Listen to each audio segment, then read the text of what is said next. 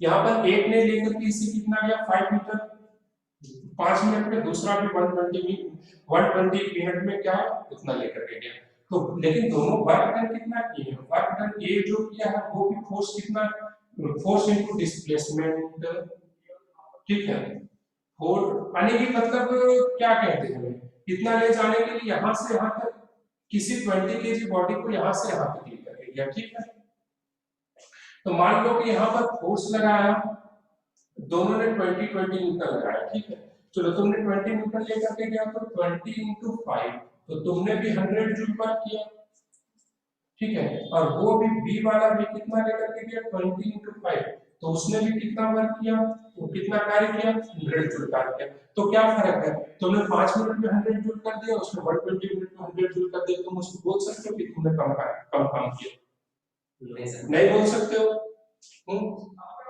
नहीं बोल सकते हो, सिंपल सी बात है। लेकिन फिर भी अगर पूछा जाए किसने बेहतर वर्क किया है, क्यों जल्दी कर दिया था, ये तुम थे इसलिए है इसलिए क्योंकि उसने जल्दी किया। तो अब देखो हमारे पास वर्क डन का तो पता चल जाता था, लेकिन जब हमसे पूछा जाता था टाइम के बारे में कि किसने कितना बेहतर वर्क डन किया, किसने कितना फास्ट, अब भाई ये तो ऑब्वियस सी बात है, सबको दिख रहा है वही काम को 5 मिनट में किया, अरे काम चोर था वो कितना मिनट में किया 120 मिनट में काम किया, सिंपल सी बात है। इसका वर्क बेहतर है, तो कैसे बताया जाएगा कि बेहतर है? तो उसके लिए क्या है कि भाई 1 सेकंड में हमें वर्क निकालना है, कार्य की दर को हमें पता करना है, ठीक है, कि 1 सेकंड में कितना वर्क हुआ, ठीक है। तो इन सारी चीजों को बेहतर वर्क को कैलकुलेट करने के लिए हमारे पास हमारे रूल में क्या आया, हमारे फिजिक्स में एक नया टेंशन क्रिएट कर दिया गया, पावर। पावर को पढ़ना मतलब टेंशन नहीं होता, सिंपल सी बात, ठीक है। तो एक नई क्वांटिटी इंट्रोड्यूस कर दी गई, पावर को, यानी कार्य करने की दर को हम क्या कहते हैं, शक्ति।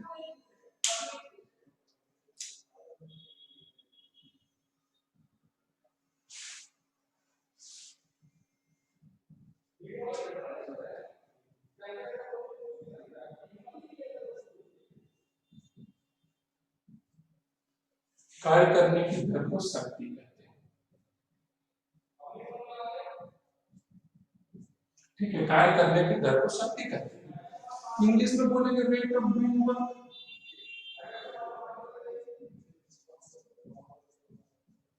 ये हो गया टेक्निकल लैंग्वेज, अपने को समझना यही है कि भैया 1 सेकंड में कितना काम कर दिया, यही क्या हो गया, पावर, ठीक है। अब पावर इज इक्वल टू क्या लिख सकते हैं, वर्क अपॉन टाइम, ठीक है। वर्क अपॉन टाइम लिख देंगे, तो इसका एसआई यूनिट क्या हो जाएगा, इसका इकाई क्या हो जाएगा, वर्क का क्या होता है जूल, और टाइम का क्या होता है सेकंड। तो जूल पर सेकंड को हम किस नाम से जानते हैं, वाट के नाम से जानते हैं, खत्म हो गया। इसे किस नाम से जानते हैं, वाट के नाम से जानते हैं। अगर डायमेंशन लिखने के लिए बोलेगा तो क्या लिख देंगे, एमएलटी के फॉर्म में जो लिखते हैं उसको क्या लिखेंगे, क्या लिख, देखो अब पहले भी बता चुके, रटना नहीं है, रटने का तो सिस्टम नहीं है। यहाँ पर क्या लिखेंगे, वर्क, और यहाँ क्या लिखेंगे, टाइम का। अब वर्क का हमें पता ही नहीं क्या होता, वर्क भी सोचो, वर्क भी हमें नहीं आता है, वर्क का भी डायमेंशन हमें क्या नहीं आता है, ठीक है। तो वर्क को हम क्या लिखते हैं, फोर्स इनटू डिस्प्लेसमेंट।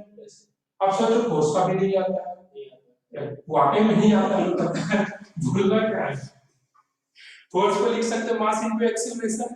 अब ये तो बताओ ना, मास को एम का, मास का, मास वाला का मास का यूनिट केजी होता है, इतना तो पता ही होगा, इतना नहीं पता फिर तो क्या करें, कोई फायदा ही नहीं। एक्सीलरेशन को मीटर पर सेकंड स्क्वायर, और एस यहाँ सेकंड नहीं, एस डिस्प्लेसमेंट है, तो इसको क्या लिख देंगे, मीटर।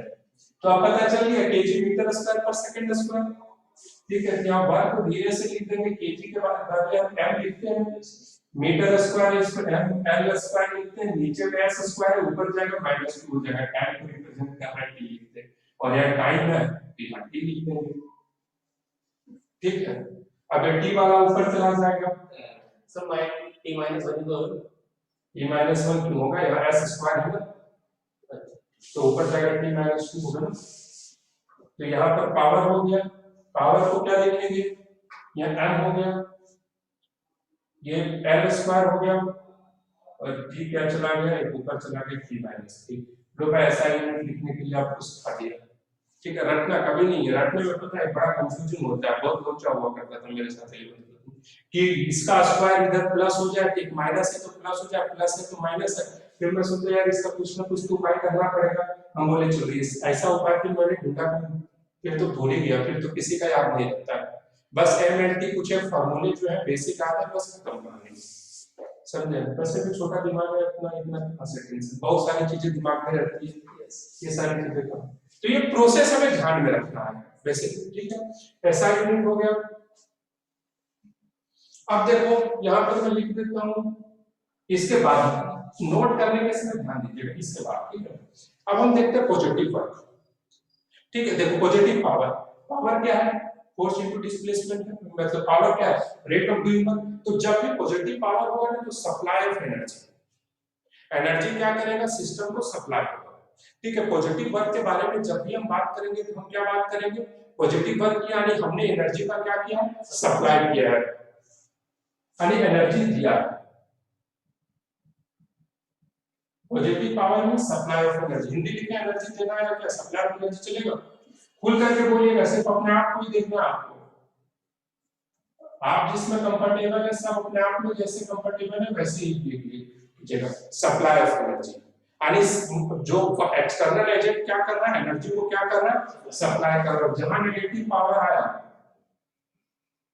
वो गेन ऑफ एनर्जी,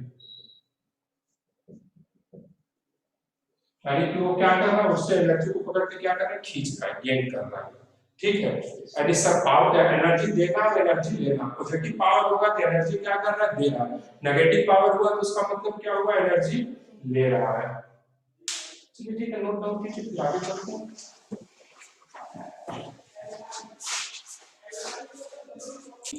देखिए कार्य की शक्ति ये मापती है कि कार्य जो है कितनी तेजी से किया जा रहा है, मतलब हाउ फास्ट वर्क, ठीक है, वर्क कितना फास्ट हो रहा है।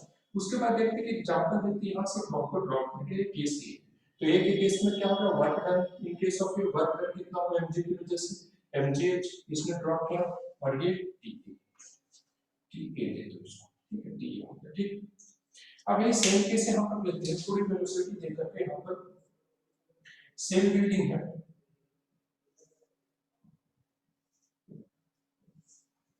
सेम बिल्डिंग है, यहाँ पर खड़ा करके बॉल को यहाँ पर ये भी बताया गया है, ठीक है। भी ये बॉल यहाँ पर स्ट्राइक करेगी, इसमें टी इक्वल टू टी की टाइम लिया, तो यहाँ पर भी बॉल है तो नीचे की तरफ mg लगेगा, तो power in case of B क्या हो जाएगा, वही सेम mgh अपॉन tb। यहाँ से आता करने में भी टाइम लिया, हाइट से तो पूछा जा रहा है कि अब इसमें से ये देखना है if TA is equal to, अब किसी को भी ग्रेटर देन देखो, अब TA is equal to TB, अगर TA क्या है, ज्यादा है TB के कंपैरिजन में, तो कौन ज्यादा होगा, पावर के केस में। देन वर्क डन तो दोनों ही केसेस में सेम हुआ है, वर्क डन क्या है, दोनों ही केसेस में तो mgh हुआ है, लेकिन पावर में डिफर कर जा रहा है क्योंकि वर्क डन जितना टाइम तक हुआ है वो कम ज्यादा है। TA is greater than TB, जब ये बड़ा है तो ये क्या हो जाएगा, छोटा हो जाएगा। नीचे जो हर करते हैं, हर जब बड़ा रहता है तो पूरा का पूरा जो क्वांटिटी रहता है वो क्या हो जाता है, छोटा हो जाता है, ठीक है। तो यहाँ पर हम लिख सकते हैं ये इज लेस देन पीपी, ठीक है, पी क्या हो जाएगा, पीपी से छोटा हो जाएगा, ठीक है। अब देखते हैं पावर को जो मेजरमेंट करते हैं दो टाइप से मेजरमेंट करते हैं, ठीक है। पावर को हम दो अलग अलग पार्ट में डिवाइड करते हैं, यानी पावर दो टाइप के हम पढ़ेंगे यहाँ पर, पहले भी इन सारी चीजों के बारे में पढ़ चुके हैं, एवरेज पावर और इंस्टेंटेनियस पावर, औसत शक्ति और तात्क्षणिक शक्ति, ठीक है।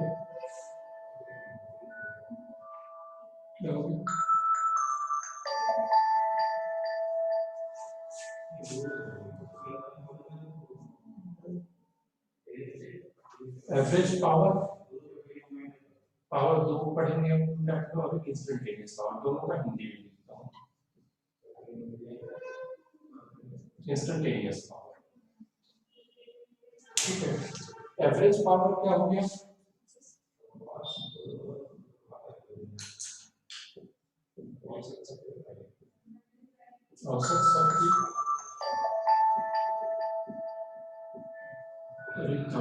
शक्ति।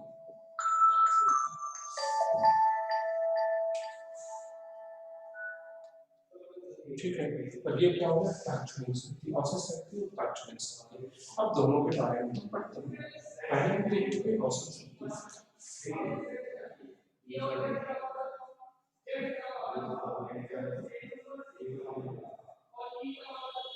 औसत शक्ति के बारे में ठीक है। तो यहाँ पर पावर एवरेज जब हम लिखेंगे तो क्या लिखेंगे, टोटल वर्क। वो तुम्हारा जो दोस्त था 2 घंटे में कितना वर्क डन किया, वो टोटल वर्क डन लिख। तो सिंपल सी बात है कि एग्जांपल कुल किया गया काम,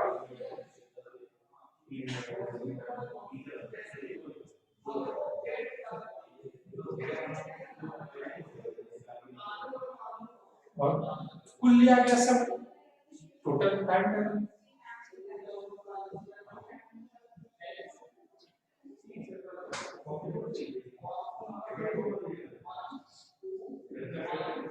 कुल लिया गया समय, कुल किया गया कार्य, कुल लिया गया समय। तो यहाँ पर हो जाएगा P average is equal to delta W by delta T. ठीक, P average is equal to क्या होगा, डेल्टा डब्ल्यू बाय टी। ठीक, औसत पावर हो गया। और उसके बाद होता है तात्क्षणिक पावर।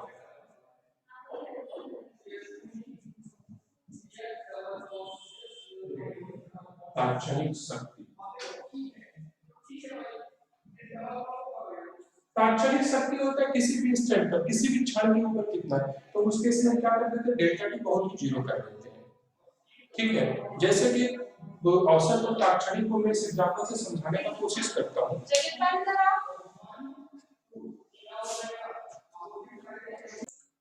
क्या होता है तात्क्षणिक, पी इंस्टेंटेनियस, तो पी इंस्टेंटेनियस जो हो जाता है वो होता है डी डब्ल्यू बाय dt। यानी रेट ऑफ ड्यू, और डब्ल्यू कोई फंक्शन ऑफ टाइम है तो उसको लिख देते हैं डायरेक्ट, नहीं तो अब देखो होता क्या है, आप लोग पहले भी पढ़े हुए हैं हमारे ख्याल से। ठीक है, हम ये जानते हैं D W is equal to होता है F into V X.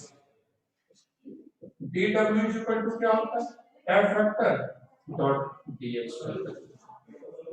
D W is equal to F vector dot D X vector. ठीक है, तो अब यहां पर हम क्या लिखेंगे, p instantaneous is equal to f vector dot ds vector upon dt। कोई प्रॉब्लम? ठीक है, कोई किसी तरह का कोई प्रॉब्लम? ठीक है, यहां पर जगह है। ठीक है,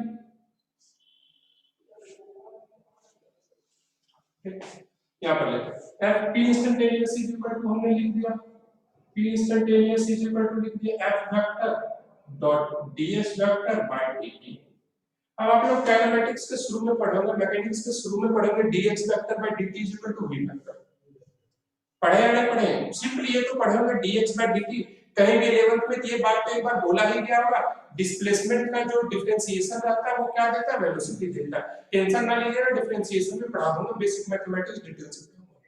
ठीक है, तो dx बाय dt क्या होगा, तो यहाँ पर क्या लिखते हैं, f vector dot v vector, और instantaneous power is equal to क्या लिख देंगे, f vector dot v vector. ठीक है, ये हो गया। यहाँ पर यानी फोर्स और वेलोसिटी गिवन है तो इसको लिख देंगे। अगर टाइम के फंक्शन में डायरेक्ट लिखा हुआ है तो डायरेक्ट डिफरेंशिएशन करेंगे। ठीक है, और उसके बाद देखो यहाँ पर ये भी एक और फॉर्म में, अगर फोर्स का मैग्नीट्यूड दिया है, वेलोसिटी का मैग्नीट्यूड दिया है, फोर्स और वेलोसिटी के बीच का एंगल दे दिया है, तो हम क्या करेंगे, a vector dot b vector is equal to ab cos theta होता है, तो इसे हम ये भी लिख देंगे p instantaneous is equal to fb cos theta, fb cos theta. ठीक है, अब हम जानते हैं कि अगर सपोर्टिव फोर्स रहेगा, अगर सपोर्टिव फोर्स रहेगा यानी थीटा वेलोसिटी के डायरेक्शन में फोर्स लग रहा होगा, यानी 0 से 90 डिग्री के बीच में, तो हमारा पावर क्या होगा, पॉजिटिव हो जाएगा। तो यहां पर लिख सकते हैं supportive force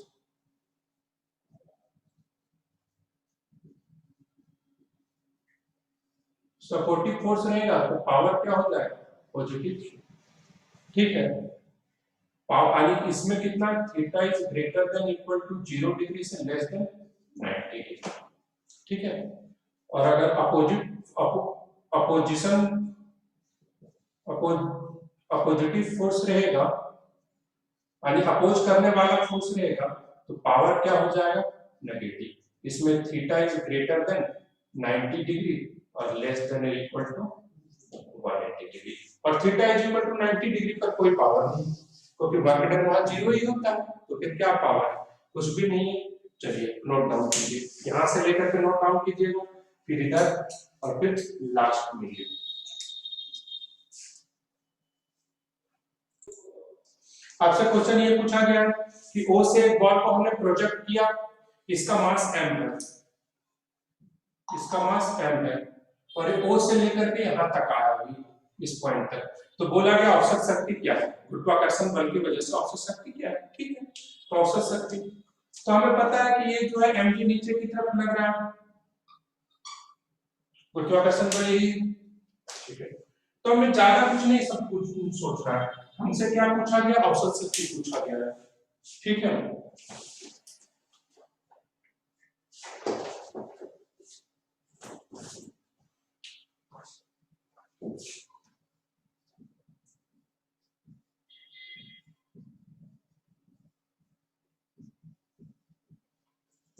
average power, total work done upon total time, ठीक है।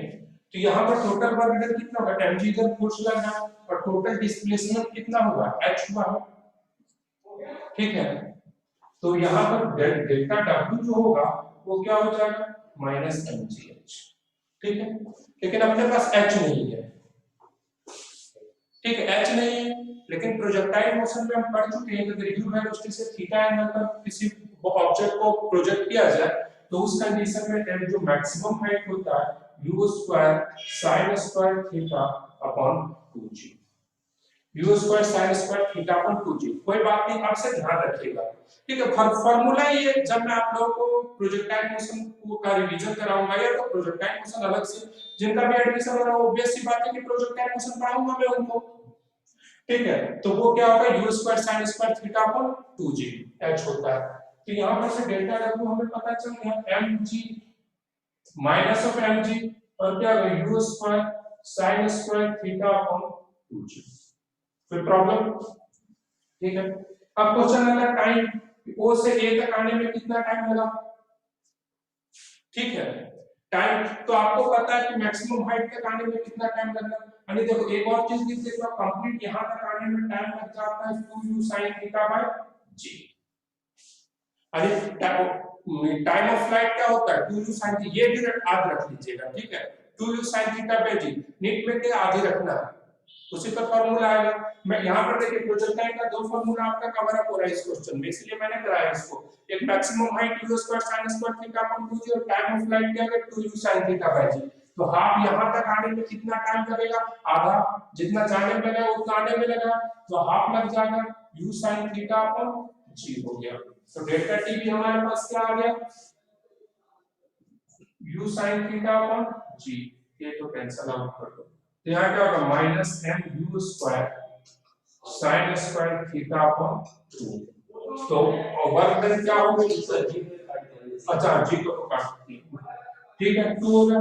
तो अब हमें क्या फाइंड करना है, एवरेज पावर फाइंड करना है, डेल्टा w का डेल्टा t लिख देना है, यहाँ पर लिख देते हैं एवरेज पावर, डेल्टा w कितना हो गया, minus m u square sin square theta by 2 by delta t, delta t क्या लिखेंगे, डेल्टा t लिख देंगे 2 sin थीटा बाय ऊपर क्या चला गया g, ठीक है। तो यहां से u से u कैंसिल हो गया, sin थीटा से sin थीटा कैंसिल हो गया, तो कितना आ गया एवरेज पावर हमारे पास, minus m u g sin theta by 2, minus m u g sin theta by 2। चलिए नोट डाउन कर लीजिए, सिंपल है, किसी तरह का कोई डाउट नहीं होगा हमारे पास, अगर डाउट है तो पूछ लीजिए। At an angle theta, u velocity से थ्रो किया है एट एन एंगल थीटा, तो अब ये जो है प्रोजेक्टाइल पाथ को फॉलो करेगा, तो अब आपको फाइंड करना है इंस्टेंटेनियस पावर, पावर इंस्टेंटेनियस, ठीक है, as a function of time, यानी टाइम के साथ कैसे कैसे चेंज कर रहा है वो तात्क्षणिक पावर ज्ञात करना है, पावर शक्ति टाइम। उसके लिए पहले एक प्रोसेस बता देता हूं। देखो हमारे पास क्या होता है, instantaneous power as a function of time और ग्रेविटी।